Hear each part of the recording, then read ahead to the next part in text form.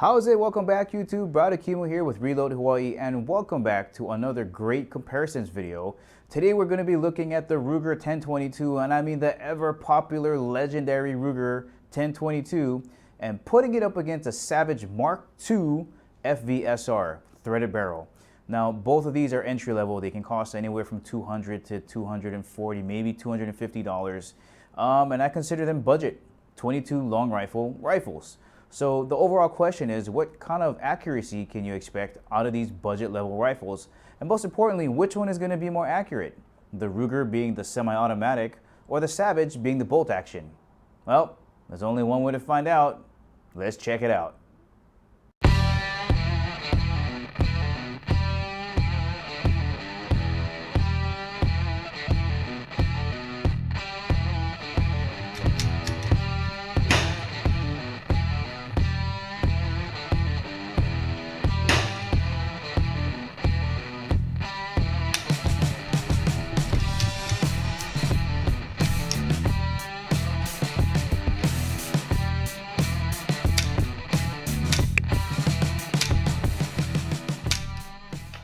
All right, let's do this. Savage Mark II FVSR going up against the ever popular Ruger 1022 in all of its glory. Let's have a look at the tail of the tape here.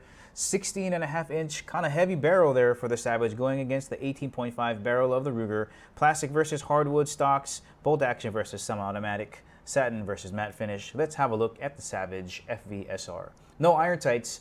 Got to use a scope on it, so very important. Look at the buttstock in the back. It's very angled, so you may fit into that category where you might have to get a cushion to raise your cheek weld a little bit higher. I'm 5'5", I didn't have a problem with it, but you know, if you're in that category, no big deal. Those are not very expensive, or you can just change out the entire stock to get a higher cheek weld. Check out this oversized bolt knob. It looks a little bit crazy on a 22 long rifle, but it's awesome. Very easy to work that bolt. Here's a really good look at the heavy barrel, fluted all the way down, matte finish all the way throughout, down to the threading. Super jealous of the states where suppression is allowed. You get a $220 out of the box ready suppressed rifle. Sick. Here's one of Savage's claims to fame is their AccuTrigger. Comes with a little screwdriver that you basically insert in the back of the trigger to get it down to about, they say, 1.5 pounds, but realistically I think you get maybe 3.5 pounds to 6 pounds. No gunsmithing needed. Pretty good. So it basically acts like a Glock trigger. That little blade in the front there has to be depressed, and it acts like a stop so the sear will not go back. Even if the trigger is jostled around, that block right there will stop the sear from engaging, even at lighter trigger pull weights. So very safe. Have a look at the Magwell Error. I'm just showing you this because it's different than the Ruger one. Standard affair, insert coin. When you're ready to release, you just pull this little tab here and it ejects. Really don't know how to feel about this synthetic plastic stock. It's really mushy, kind of like a banana in a sauna, like that. Don't know about that. There's a picture of the Savage Indian head on the bottom of the stock there. And for those of you that like to get your sling swivel on, it's got one in the front and one in the back. Okay, going to pause here so we can talk about the Ruger 1022 coming up. There it is, the Ruger 1022. First time shooting it, never understood why people had such a deep emotional attachment to this thing, but now I get it. I get it, guys. I get it. From ear to ear, grin all the way in. This thing was a blast to shoot. Let's have a look at the front sight here. Simple gold dot. Both the front and the rear sights are adjustable for windage. You got to undo the screws here on that diamond rear sight. Total blast. Here's a look at the bolt here. So basic blowback design. You know, auto loading, that's what makes it totally fun to shoot.